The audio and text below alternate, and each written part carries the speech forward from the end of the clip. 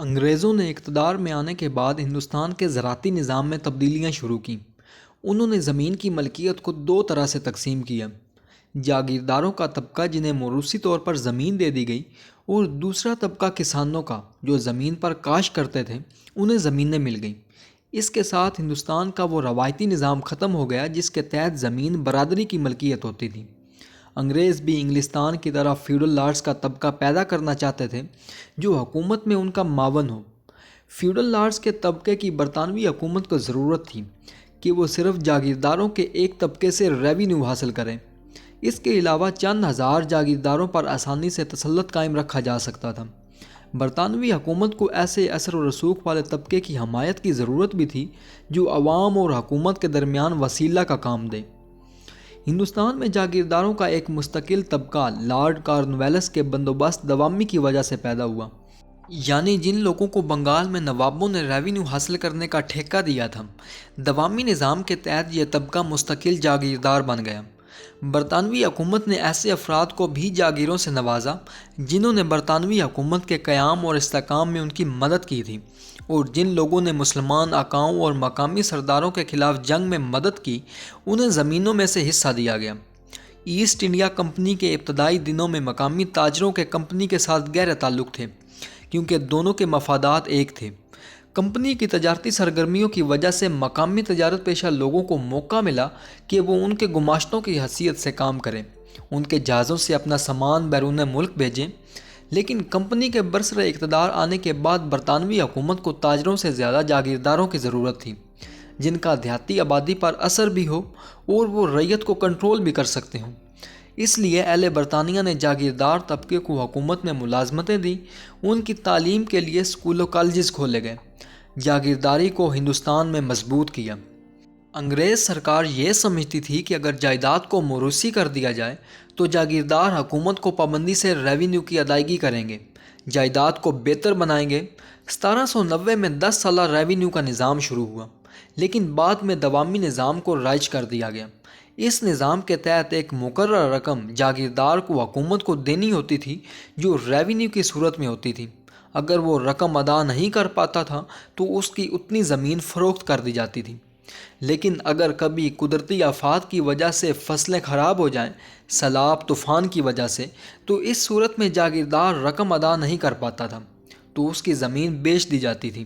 جب زمینوں کی فروخت شروع ہوئی تو وہ خاندان جو زمینوں پر کام کرتے تھے یا جنہوں نے جاگیرداروں کی لاپرواہی سے فائدہ اٹھا کر دولت اکٹھی کی اور زمینیں خرید لیں، شہروں کا تجارتی بوسوا طبقہ جو اپنی محنت کے بل بوتے پر دولت اکٹھی کر رہا تھا، اس نے تجارت کے ساتھ زرعی زمینیں بھی خریدنی شروع کی اور جاگیردار بن بیٹھا۔ لیکن دوامی بندوبست کے تحت بڑے جاگیردار ختم ہو گئے اور اس نظام کی پالیسیوں نے حکومتی نقطہ نظر کو غلط ثابت کر دیا کہ اگر جائیدادوں کو موروثی کر دیا جائے تو وہ زیادہ عمدگی کے ساتھ ریونیو کی وصولیابی کا ذریعہ بن سکتی ہیں۔ جب زمینیں موروثی طور پر جاگیرداروں کے قبضے میں آ گئیں تو انہوں نے کاشتکاری سے توجہ ہٹا کر عیاشی شروع کر دی اور ان کی زمینیں نیلام ہونے لگیں۔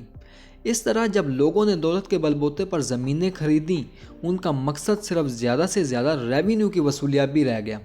اس لیے کسانوں کی فلاح و بہبود پر کام نہیں کیا، تو بہت سے کسانوں نے یا تو کاشتکاری چھوڑ دی یا ڈاکو بن گئے۔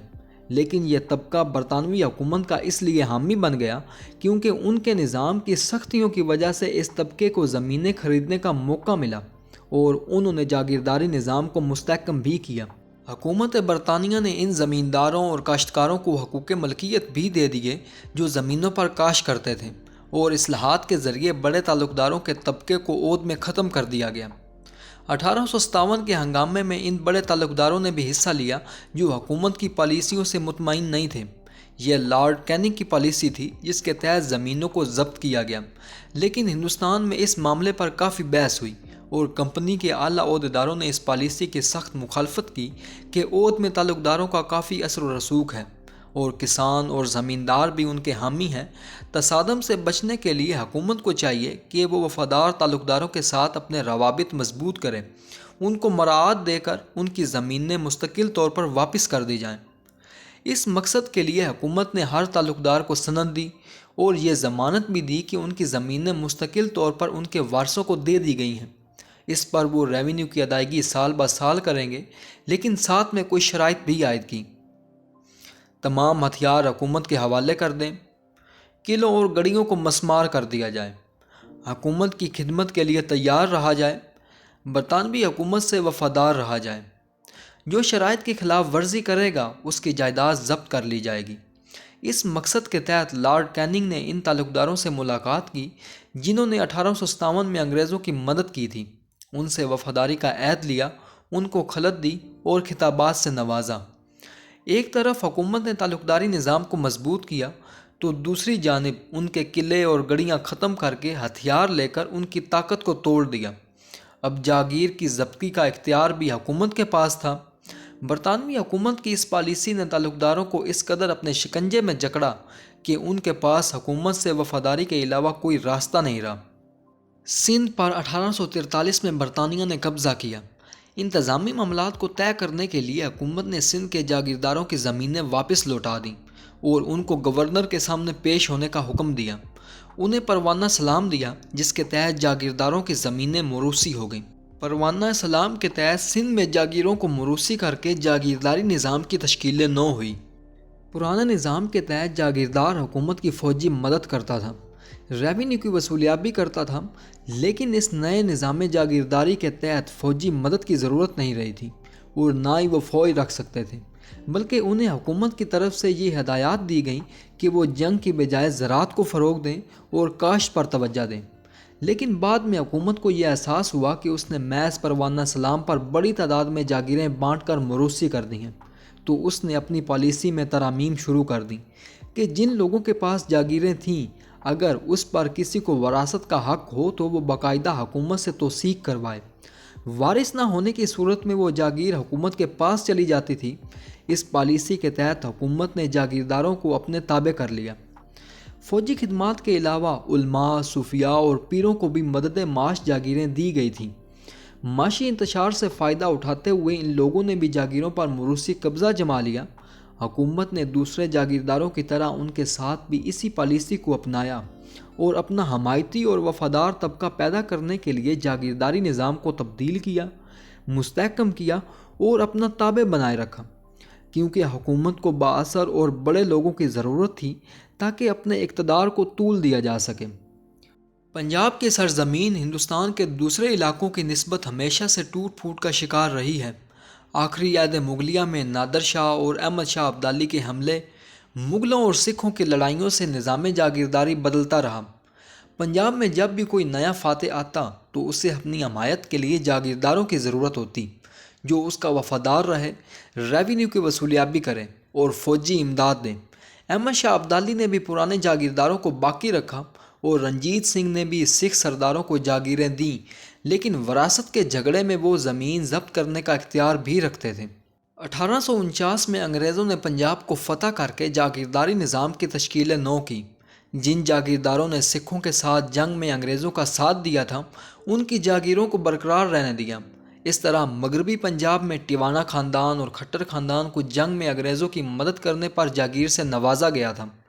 مسلمان معاشرے میں چونکہ پیروں کی بڑی اہمیت تھی، انگریز حکومت نے ان کو اپنا حمایتی بنانے کے لیے مراعات دیں، جس کی وجہ سے پیروں کے روحانی خاندانوں نے ہر موقع پر انگریزوں کا ساتھ دیا۔ حکومت نے ان لوگوں کو بھی جاگیروں سے نوازا جنہوں نے فوج میں سپاہی بھرتی کرائے۔ مخالفین کی خفیہ اطلاعات حکومت کو فراہم کی۔ ملتان کے ڈایا خاندان کے شاہ محمد خان نے 1857 کے ہنگامے میں 62 اور 65 رسالے کے فوجیوں کو گرفتار کروایا۔ جاگیرداروں میں حکومت سے وفادار رہنے کے لیے دوڑ لگی رہتی تھی، کون زیادہ مدد کرتا ہے۔ اپنے علاقے میں امن و امان اور باغیوں کو شکست دینے میں برطانوی حکومت کی مدد کرتا ہے۔ اس مقصد کے تحت انہوں نے حکومت کو قرضہ اور اونٹ بھی فراہم کیے۔ بٹالہ کے سید حسین شاہ نے غدر میں انگریزوں کی مدد کی۔ ملتان کے مخدوم شاہ محمود نے 1857 میں انگریز کمشنر کو پولیس اور فوج میں آدمی دے کر مدد کی اور خود بھی لڑنے گیا اور تمام ضروری معلومات فراہم کی، جس کے بدلے میں مخدوم شاہ محمود کو 3000 روپیہ نقد انعام ملا اور جاگیر بھی ملی۔ حکومت نے اس وفادار طبقے کو مستحکم کیا اور ان کے اختیارات میں اضافہ کیا تاکہ وہ صوبے میں امن و امان برقرار رکھیں اور رعایا کو اطاعت گزار رکھیں۔ اسی طرح حکومت برطانیہ نے قدیمی جاگیرداری نظام کو بحال کیا، جس میں عوام سے براہ راست تعلق کے بجائے بااثر لوگوں سے رابطہ کیا جائے۔ لیکن جب حکومت کے لیے جاگیردار طبقے نے وفاداری کا ثبوت دے کر انتظامی معاملات میں تحفظ ترقی کے لیے کام کیا، تو حکومت کے لیے بھی ضروری ہو گیا کہ بدلتی ہوئی صورتحال میں تاجروں اور ساہوکاروں کا طبقہ جو ابھر رہا تھا، جو جاگیرداری نظام کے لیے خطرہ تھا، اور جاگیردار مالی حالت خراب ہونے کی صورت میں اپنی زمینیں گروی رکھ دیتے تھے، حکومت نے اس جانب توجہ کی اور کہا کہ جاگیردار خود زمینوں کے بندوبست اور انتظام پر خصوصی توجہ دیں، اور انہوں نے 1815 کی لینڈ ٹرانسفر رپورٹ میں ساہوکاروں کو زمینیں خریدنے سے روک دیا، کیونکہ گاؤں کا انتظام قدیمی جاگیردار اور بااثر لوگ ہی کر سکتے تھے۔ حکومت نے جاگیر کے انتظام کے لیے کورٹ آف وارڈ کا نظام متعارف کروایا کہ جن جاگیردار خاندانوں میں وارث نابالغ، پاگل یا معذور ہو، یا وہ خاندان جنہوں نے اپنی آمدن سے زیادہ اخراجات سے دیوالیہ ہونے کے قریب ہوں، کورٹ آف وارڈ کا مقصد جاگیر کے وارث کے مفادات کا تحفظ کرنا ہے۔ کورٹ آف وارڈ کے اپنے ملازمین تھے جو جاگیر کے انتظام کرتے تھے، اور ان کو حکومت کی جانب سے تنخواہ ملتی تھی۔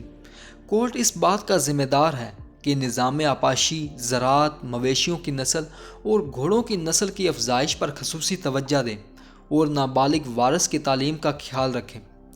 1901 میں حکومت نے پنجاب الائنیشن ایکٹ کا قانون پاس کیا تاکہ ساہوکاروں کا زور توڑا جائے اور آبادی کو زراعتی اور غیر زراعتی میں تقسیم کیا، یعنی جاگیرداری نظام کو تحفظ دینے کے لیے غیر زراعتی لوگوں کو زمینیں خریدنے سے روک دیا۔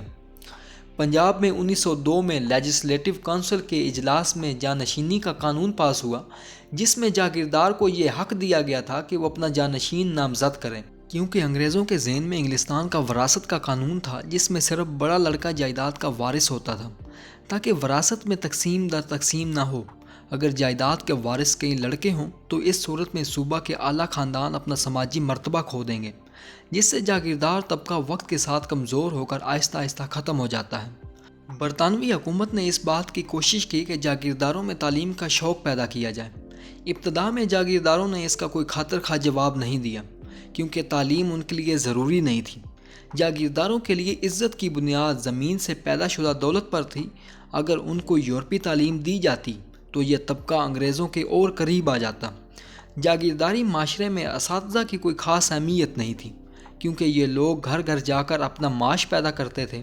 جب حکومت نے بچوں کو اسکول آنے کا کہا تو اس کی سخت مذمت کی گئی، کیونکہ اسکول میں جسمانی سزائیں دی جاتی تھیں اور عام بچوں کے ساتھ بیٹھنا پسند نہیں کرتے تھے۔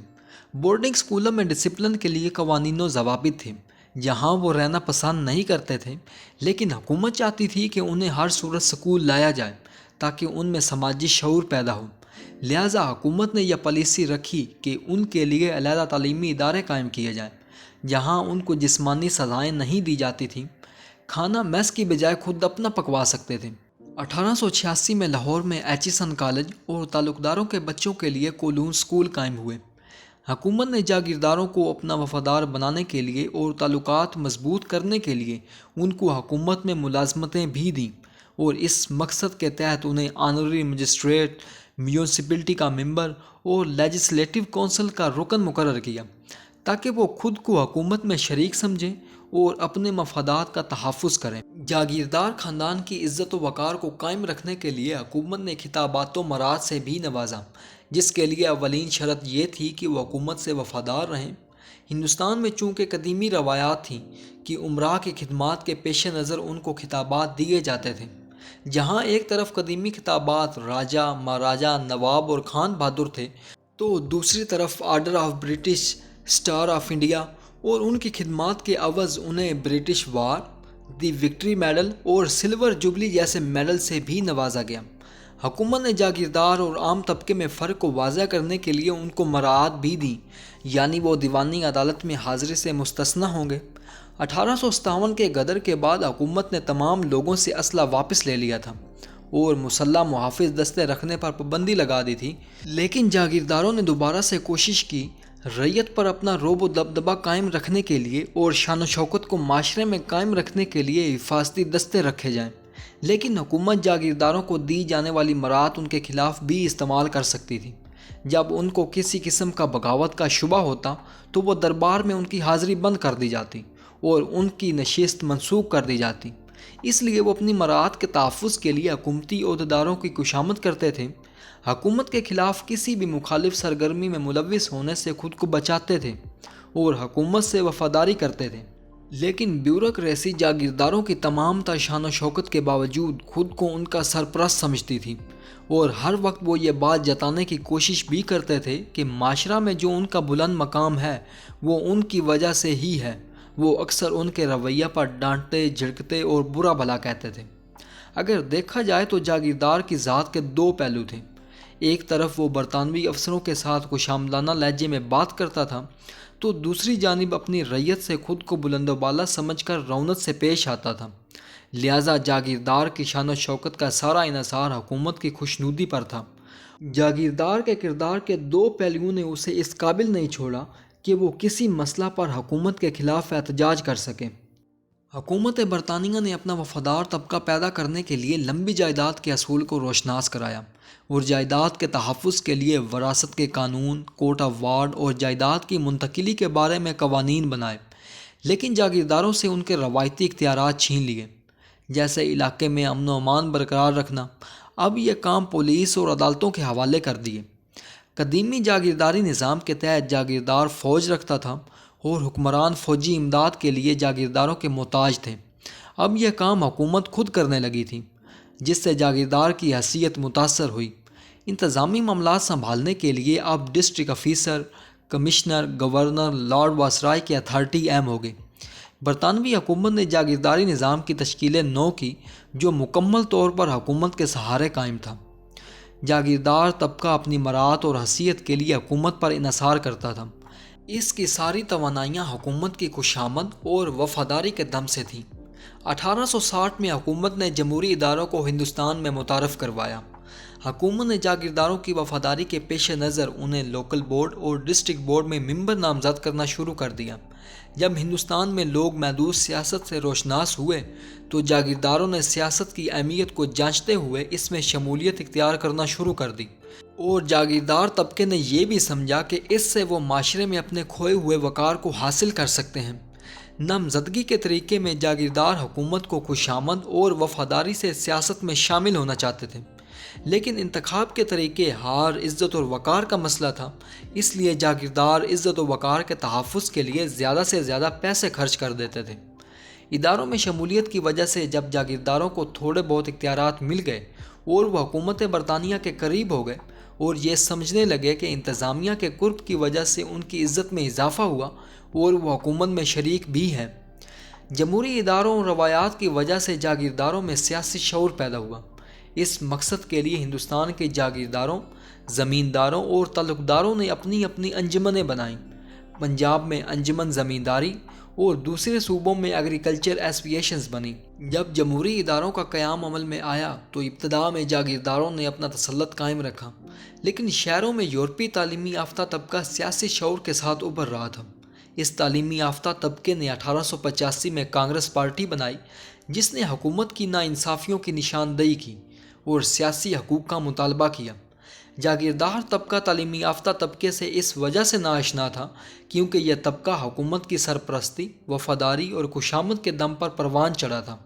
جاگیردار طبقہ ملازمتوں، عہدوں اور ممبر کے لیے اپنا خاندانی حق استعمال کرتے تھے۔ خوشامد اور چاپلوسی سے ان کی تخلیقی صلاحیتیں متوسط طبقے کی ذہانت، لیاقت اور محنت کے آگے کامیاب نہیں ہو سکیں۔ سر سید احمد خان نے کانگریس کی مخالفت میں 1888 میں پیٹریاٹک ایسوسی ایشن قائم کی تاکہ حکومت کو جاگیرداروں کی وفاداری کا یقین دلایا جائے۔ سر سید نہیں چاہتے تھے کہ عام ہندوستانیوں کو مقابلے کے امتحان میں بیٹھنے دیا جائے۔ ان کے پاس ہونے کی صورت میں ادنیٰ درجہ کے لوگ اعلیٰ و برتر خاندان کے حاکم بن جائیں گے۔ مسلمان جاگیرداروں کے طبقوں میں اس وقت بے چینی پھیلی جب کانگریس نے اعلان کیا کہ ملک کی آزادی کے بعد نظام جاگیرداری کا خاتمہ ہو جائے گا۔ ہندوستان میں 1951 میں نظام جاگیرداری کا خاتمہ کر دیا گیا۔ یہی وجہ تھی کہ 1945 اور 1946 میں پنجاب اور سندھ میں جاگیردار مسلم لیگ میں شامل ہو گئے، لیکن پاکستان میں نظام جاگیرداری کو تقسیم کے بعد نئی شکل مل گئی۔ آزادی کے بعد سندھ اور پنجاب کے بعد ہندوؤں کا تعلیمی یافتہ متوسط طبقہ ہندوستان چلا گیا اور جاگیردار ملک کی سیاست میں بلا مقابلہ حاوی ہو گئے۔ چونکہ یہ لوگ سیاست اور اقتدار میں حاوی تھے، 1949 میں مسلم لیگ کی زرعی اصلاحات، 1959 میں ایوب خان اور بھٹو کی 1972 کی زرعی اصلاحات کا عملی طور پر نفاذ نہیں ہو سکا۔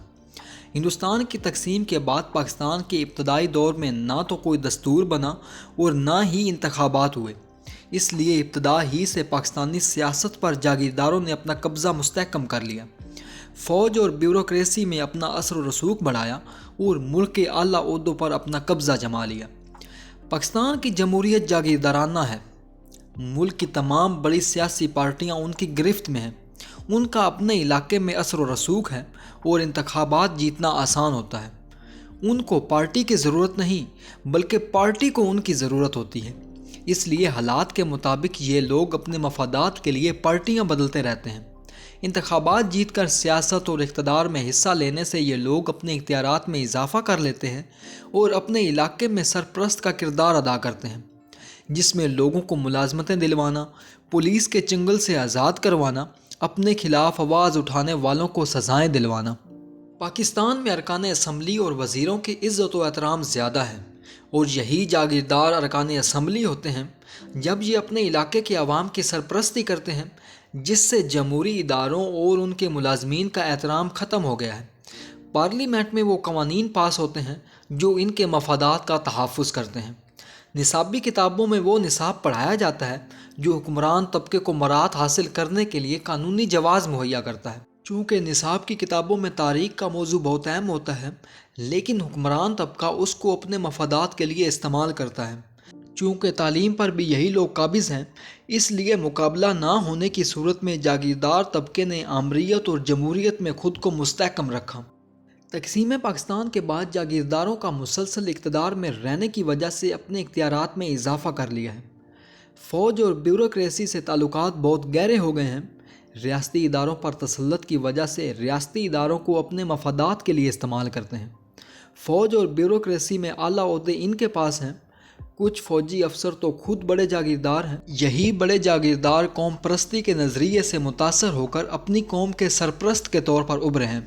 سندھی، بلوچی، سرائکی قوم پرستوں نے اپنے خلاف بغاوتوں اور عوام کے حقوق کی آواز کو دبانے کے لیے صوبائی خود مختاری کی بات کرتے ہیں۔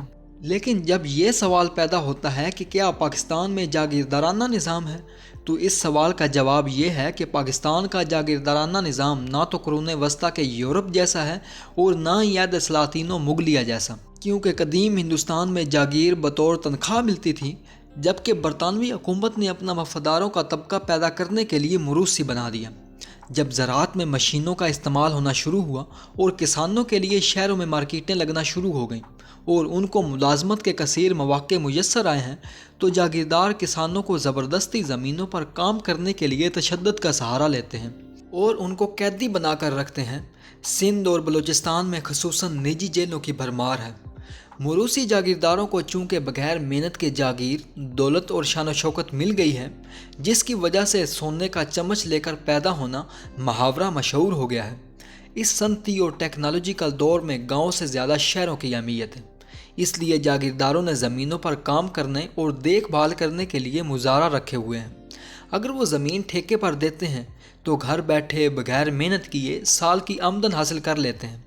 اس لیے پاکستانی سیاست میں یہی ہوتا آ رہا ہے کہ قومی اسمبلی اور صوبائی اسمبلی کا ممبر بننے کے لیے جاگیردار کا حق سمجھا جاتا ہے۔ کاروباری طبقے کے پاس اگر دولت کے انبار ہوں بھی تو وہ چونکہ تجارتی سرگرمیوں میں مصروف ہوتا ہے، عوام سے رابطہ کم رکھتا ہے، اس لیے جاگیردار کی نسبت کاروباری طبقہ پاکستانی سیاست میں زیادہ کامیاب نہیں ہو پایا۔ لیکن اب جاگیرداری سیاست کے خلاف پاکستانی عوام کے جذبات ابھر رہے ہیں۔ جاگیرداری نظام اپنی افادیت بھی کھو چکا ہے۔ جاگیرداروں اور جاگیرداری نظام کا زور توڑنے کے لیے پہلے بھی اصلاحات ہو چکی ہیں، لیکن وہ کامیاب نہیں ہو سکیں۔ اس لیے مورخوں کی یہی رائے ہے کہ بڑی بڑی جاگیروں کو توڑ کر چھوٹے چھوٹے حصوں میں کاشت کرنے والوں کو دے دی جائیں، تاکہ زیادہ سے زیادہ زمین کاشت کی جا سکے اور محروم طبقے کو بنیادی ضروریات گندم، چاول، پھل، سبزی کے لیے جاگیرداروں اور مارکیٹ کا محتاج نہ ہونا پڑے۔